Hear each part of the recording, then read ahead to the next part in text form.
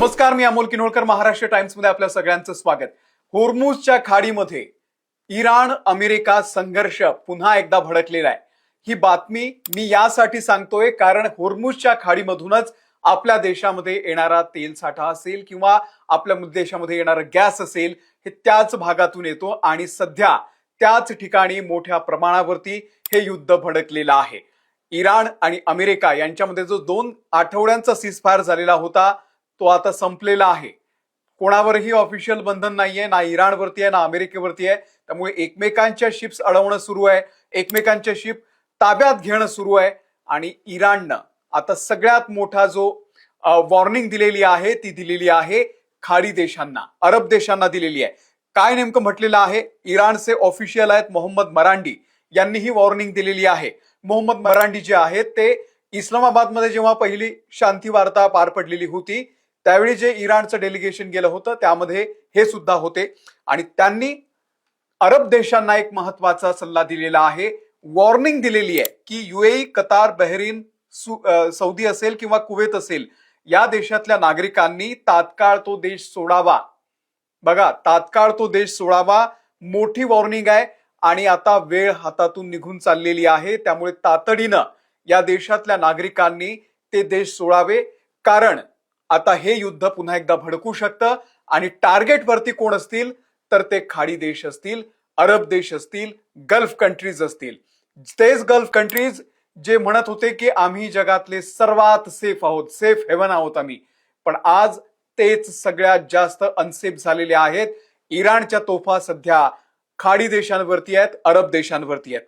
लक्षात घ्या, हा जो संघर्ष सुरू झालेला होता, हा संघर्ष इराण आणि अमेरिका, इस्रायल यांच्यामध्ये सुरू झाला होता, पण त्यामध्ये भरडले गेले हे सगळे खाडी देश.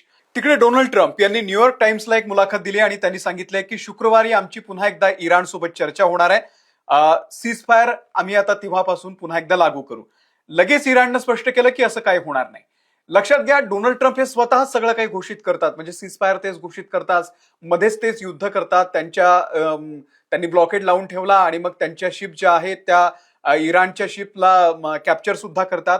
डोनाल्ड ट्रम्प हे एकतर्फी सगळे निर्णय घेतात आणि इराणनं आता स्पष्ट केलेलं आहे की असं काही होणार नाही, आम्ही काही चर्चा करणार नाही. कधीपर्यंत?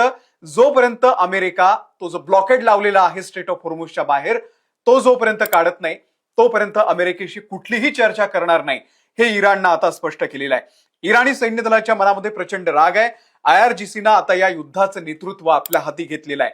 IRGC ही सर्वात मोठी या ठिकाणी इराणमधली जी यंत्रणा आहे त्या यंत्रणेमध्ये मोठ्या प्रमाणावरती सैन्य दल, नेव्ही, एअरफोर्स हे सगळं येतं आणि त्यांनी आता हे सगळं हातामध्ये घेतलेलं आहे. त्यामुळे इराणच्या शिप्स अमेरिका अडवते, त्यांना ताब्यात घेते. वरून ट्रम्प शांती वार्ताची भाषा करतायत, त्यामुळे कोणतीही चर्चा यापुढे होणार नाही असं IRGCनं आता स्पष्ट केलेलं आहे.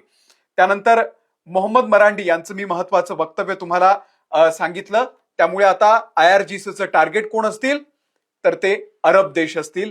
हेच UAE, दुबई, कतर, बहरीन, ओमान हे सगळे असतील. लक्षात घ्या, आता पुन्हा तोच खेळ सुरू होणार आहे जो काही दिवसांपूर्वी, 15-20 दिवसांपूर्वी सुरू होता. महिना, 1.5 महिना या सगळ्या देशांचे जे व्यापार आहेत ते ठप्प झालेले आहेत. इराणच्या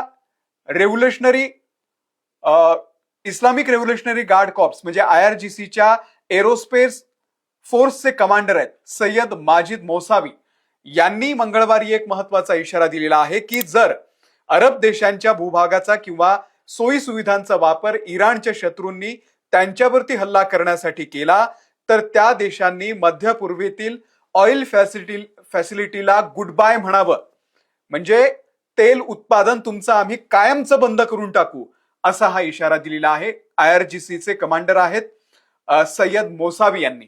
लक्षात घ्या, पुन्हा एकदा टार्गेट जे आहे ते आता हेच खाडी देश बनलेले आहेत.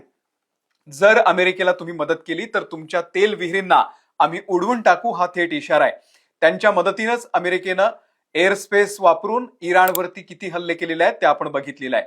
इराणची जनता जी आहे ती आता रस्त्यावरती उतरलेली आहे. इराणच्या जनतेनं ठरवलेलं आहे आणि मोठ्या संख्येनं इराणमध्ये सध्या जश्न सुरू आहे. अमेरिका एकीकडे म्हणते आम्ही त्यांची नेव्ही संपवली, आम्ही त्यांची एअरफोर्स संपवली, आम्ही त्यांचं सैन्य संपवलं, त्यांचा व्यापार संपवला, पण दुसरीकडे मात्र इराणमध्ये आनंद व्यक्त केला जातोय. खुर्रम शहर असेल, फतेह, या सगळ्या तोफांची तिथे मिरवणूक काढली जाते आणि लाखो हजारो लोक इराणचे हे रस्त्यावरती उतरलेले आहेत. तेहरानच्या रस्त्यावरती रोज रात्री अशा पद्धतीने हा जश्न सुरू आहे. दुसरीकडे आता होर्मुझ मध्ये जर आपण आलो तर होर्मुझ मध्ये मात्र पुढचं जे इराण अमेरिका 2.0 युद्ध जे आहे ते होर्मुझच्या खाडीमध्ये सुरू होणार आहे.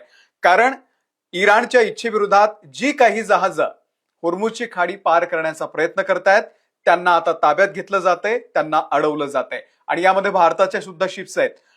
MV एपिमोडास आणि MSC फ्रान्सिस्का या दोन भारतामध्ये येणाऱ्या ज्या शिप्स आहेत त्यांना IRGC ने ताब्यात घेतलेला आहे.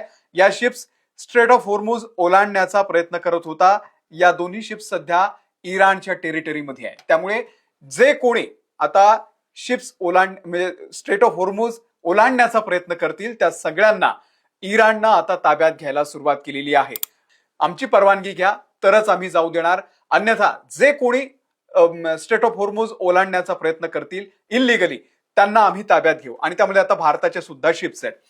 आणि एक महत्वाची जी वॉर्निंग दिलेली आहे ती सगळ्यांसाठी चिंतेची आहे, सगळ्या जगासाठी चिंतेची आहे. इराणच्या निशाण्यावरती जगातील इंटरनेट कनेक्शन जे आहे ते सुद्धा आता आलेलं आहे. IRGC न पर्शियन खाडीमध्ये समुद्राच्या आतमध्ये असलेल्या इंटरनेट केबलचा एक नकाशा प्रकाशित केलेला आहे आणि हे संकेत दिलेले आहेत की पुढचं टार्गेट आमचं या इंटरनेट केबल असतील. हे इंटरनेटचं जाळं आम्ही उडवून टाकू हा इशारा त्यांनी दिलेला आहे. यामध्ये अत्यंत महत्वाचा धोका असा आहे की पर्शियन खाडीमध्ये इंटरनेटच्या केबलवरती जर हल्ला झाला तर जगभराला त्याचा मोठा फटका बसू शकतो. इंटरनेट केबल्स आणि क्लाउड इन्फ्रास्ट्रक्चरचे काही नकाशे IRGC न प्रकाशित केलेले आहे. त्यामुळे जग संकटात आहे. पर्शियन खाडीमध्ये डिजिटल अटॅक होण्याचा मोठा धोका निर्माण झालेला आहे. या रिपोर्टमध्ये होर्मुझ खाडीचा देखील उल्लेख करण्यात आलेला आहे. मोठं जाळं जे आहे ते सध्या पर्शियन खाडीमध्ये किंवा होर्मुझच्या खाडीमध्ये इंटरनेटचं आहे. खाडी देशांसोबतच मध्य पूर्वेमधील इंटरनेट सेवेचं जे जाळं आहे ते याच परिसरामध्ये आहे. एक मोठी केबलची सिस्टीम असते आणि त्यावरती जर हल्ला झाला तर मध्य पूर्वेच नाही तर भारतामध्ये सुद्धा, पाकिस्तानमध्ये सुद्धा आणि मध्य आशियामध्ये सुद्धा मोठ्या प्रमाणावरती हाहाकार माजू शकतो. याचा भारताला देखील मोठा थेट फटका बसू शकतो. इंटरनेट सेवा विस्कळीत होऊ शकते.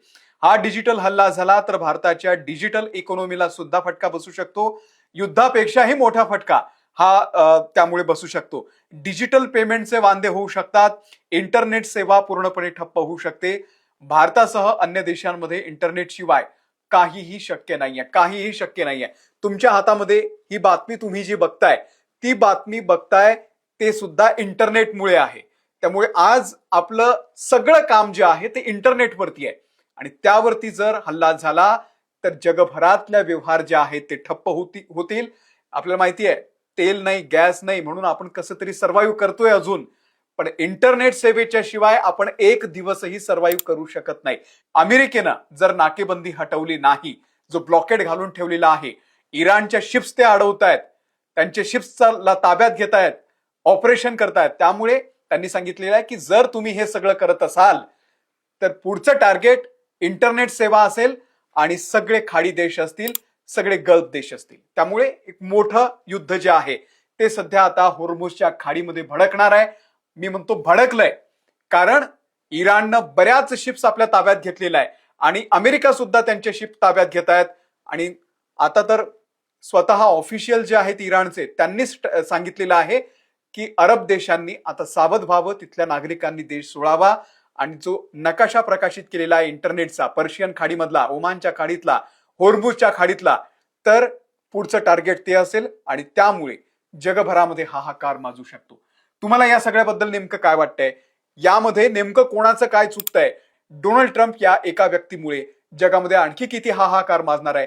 तुमचं काय नेमकं मत आहे? आम्हाला कमेंट करून नक्की सांगा. या व्हिडिओमध्ये इथेच थांबतोय. धन्यवाद.